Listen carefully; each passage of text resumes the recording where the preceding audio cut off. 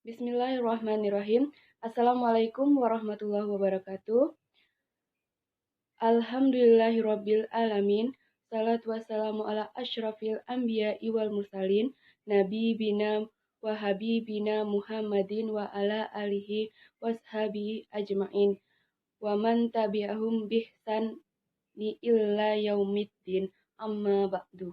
Puji syukur kita panjatkan atas kehadirat Allah yang Maha Kuasa yang telah melimpahkan rahmat, kesehatan, dan kesempatan sehingga kita dapat menikmati semua yang kita rasakan pada saat sekarang ini.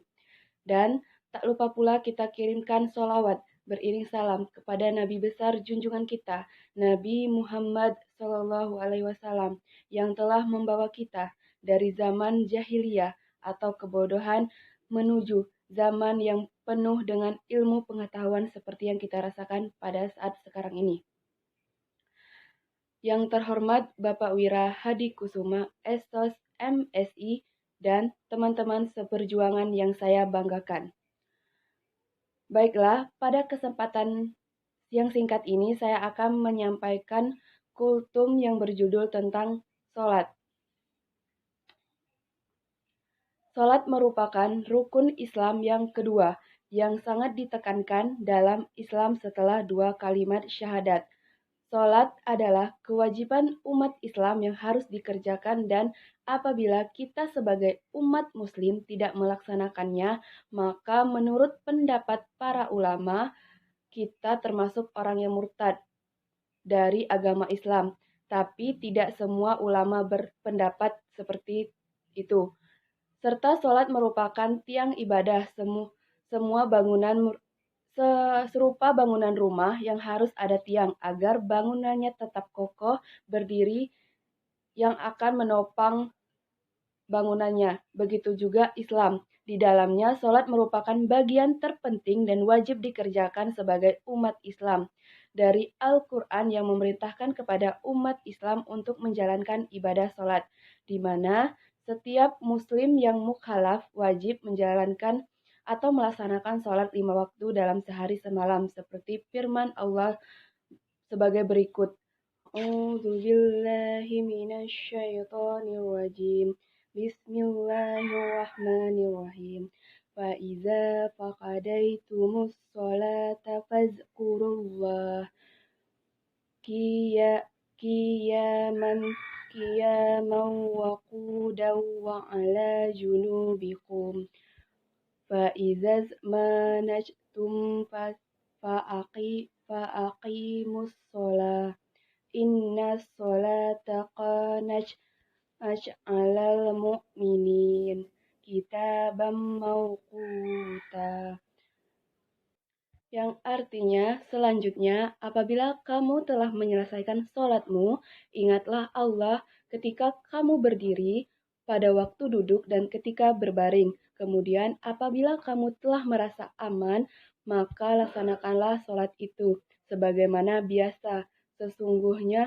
Sungguh sholat itu adalah kewajiban yang ditentukan waktunya atas orang-orang yang beriman.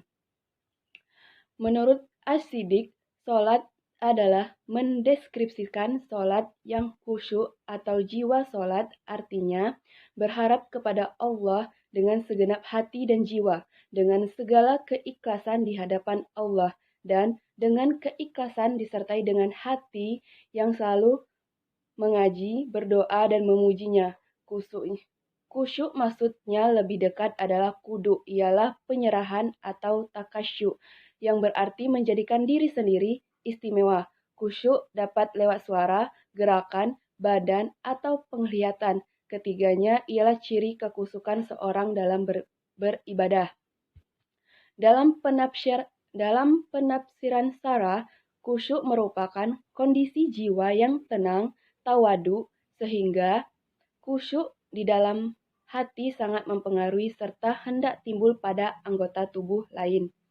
Menurut Asy-Syafi'i, khusyuk berarti disengaja, ikhlas, patuh secara jasmani serta rohani dengan menyempurnakan keelokan wujud ataupun perilaku lahir atau tubuh serta mengisinya dengan ketenangan hati, pemahaman serta uraian seluruh perkataan serta perilaku fisik.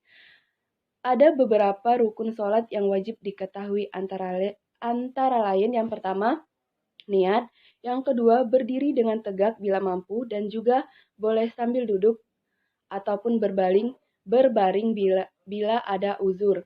Yang ketiga, takbiratul ihram. Yang keempat, baca suratul Al-Fatihah pada setiap rakaatnya. Yang kelima, ruku. Yang keenam, ittidal. Yang ketujuh, sujud. Yang kedelapan, duduk di antara dua sujud. Yang selanjutnya itu duduk tasyahud akhir, selanjutnya membaca tasyahud akhir, membaca salawat Nabi, mengucap salam pertama.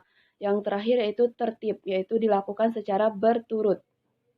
Dalam melaksanakan sholat tidak boleh dilakukan seenaknya sendiri, tapi dengan waktu yang telah ditentukan seperti dalam firman Allah, sesungguhnya sholat itu adalah kewajiban yang ditentukan batas waktunya atas orang-orang beriman. Quran Surat An-Nisa ayat 103. Demikian kultum yang dapat saya sampaikan, semoga bisa diaplikasikan dalam kehidupan sehari-hari. Apabila ada kesalahan dan kejanggalan, saya mohon maaf. Kepada Tuhan saya mohon ampun. Saya akhiri. Wabillahi taufik wal hidayah. Wassalamualaikum warahmatullahi wabarakatuh.